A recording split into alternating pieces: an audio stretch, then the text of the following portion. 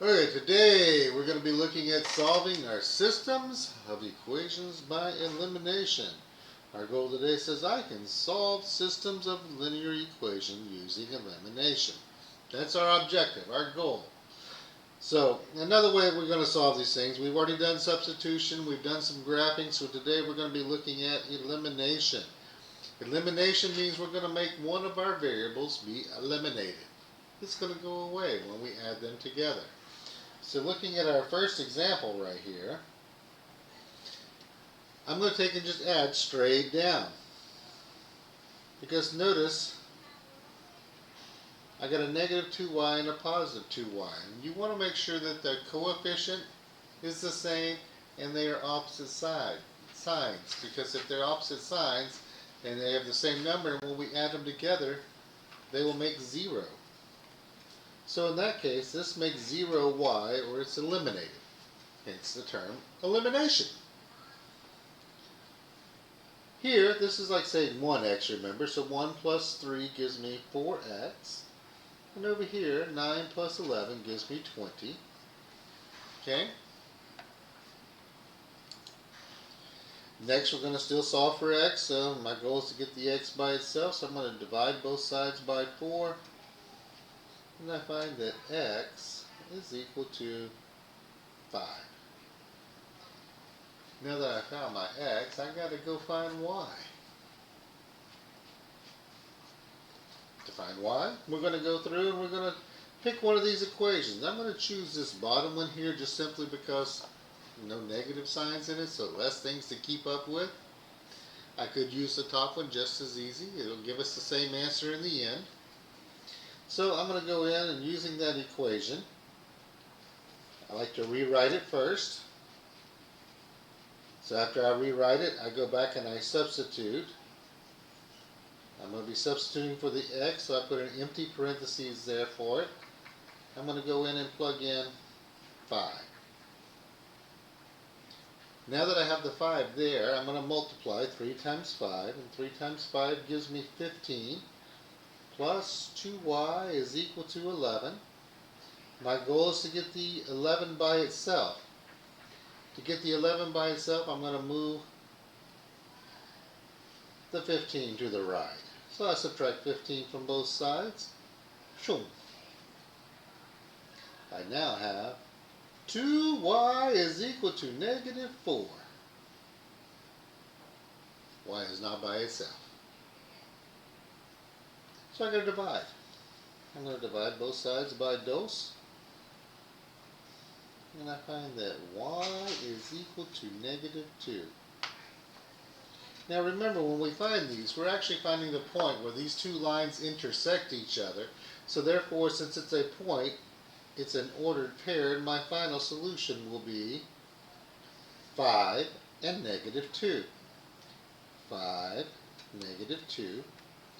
And you put a little box around it, stick a fork in it, because that bad boy is now done.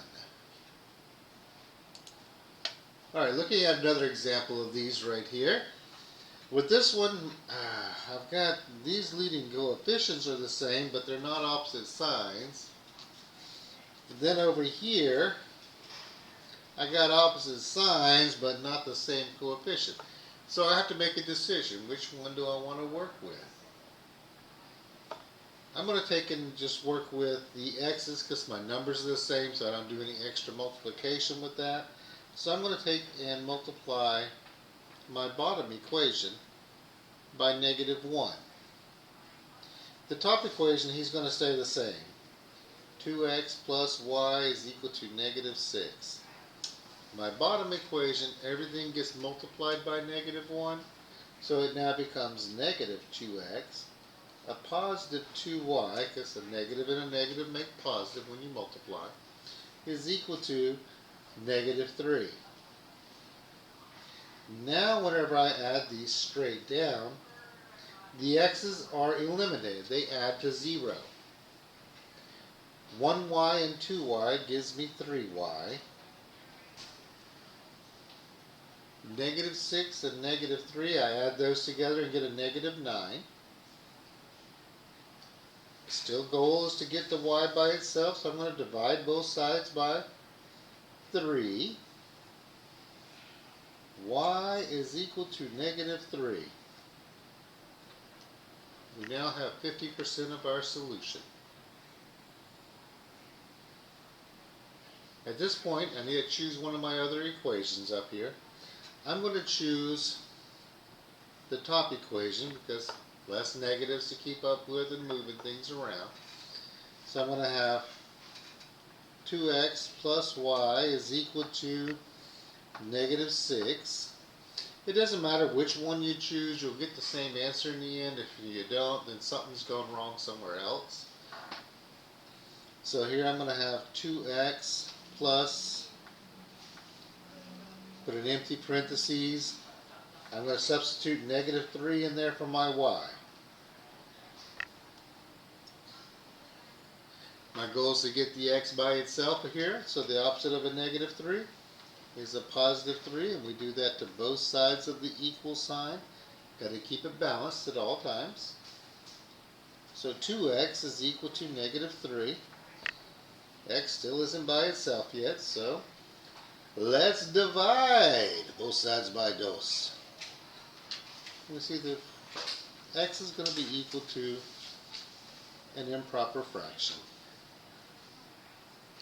negative 3/2.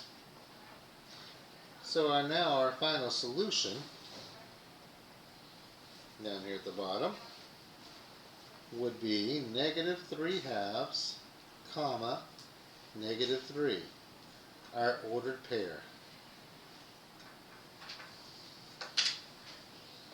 Just remember, these are the intersection of where these two lines cross each other. Alright, looking at another example here, number 3. With number 3, none of the coefficients are the same. I got signs all over the place that are different and stuff, but at this point we need to find our least common multiple for two of the coefficients. I can either look at the 5 and the 6, or I can look at the 3 and the 4. Personally, I like to deal with the smaller numbers. In the end, you'll end up with the same answer. So I'm going to do the 3 and the 4. So I got 4, I got 3. So here I'm going to count by each of them. Not the same. 8, 6, still not the same. 12, 9. 12 is the same. 12 is my least common multiple for these two. So I need to make both of these things become 12. So, cleaning this piece up here so we can see what's going on with it. We're going to take and multiply my top equation by 3 in order to turn the 4 into a 12. I'm going to multiply the bottom equation by 4 so I can turn the 3 into 12. 3 times 6 gives me 18x, and 3 times negative 4 is a negative 12y, and that's equal to 3 times 12, or 36. On the bottom, I get a negative 20x plus 12y is equal to a negative 24. And now I add straight down. When I do that, my y's are eliminated. They add to 0. 18 and negative 20 gives me a negative 2x. 36 and a negative 24 gives me a positive 12. To get the x by itself, we divide both sides by negative 2. And we see x is equal to... Alright, when we do the 12 divided by the negative 2, that gives us a negative 6. I've now found x. I need to go through and find what y is. So we can find what y is with Oh, I guess we'll use the bottom one. It doesn't matter which one you pick, top one, bottom one. Just pick one of the equations, the originals. So let's take and do 5x plus 3y is equal to negative 6. I found my x, so that's what I'm going to substitute in there. Defined it. And I put in negative 6 here. Negative 5 times negative 6 gives me a positive 30. Plus 3y is equal to negative 6. Move the 30 to the right.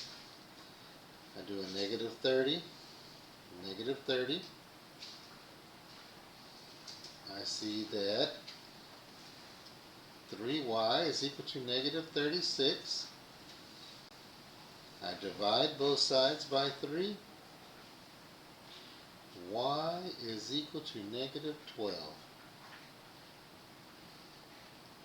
So my ordered pair that goes for this one will be negative 6, negative 12. That is where our two lines intersect each other.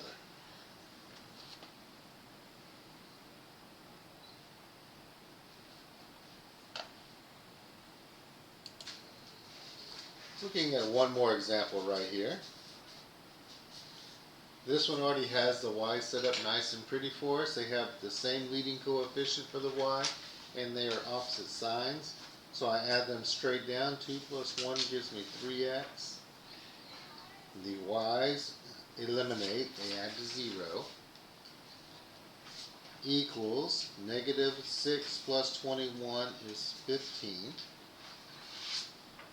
I divide both sides by 3.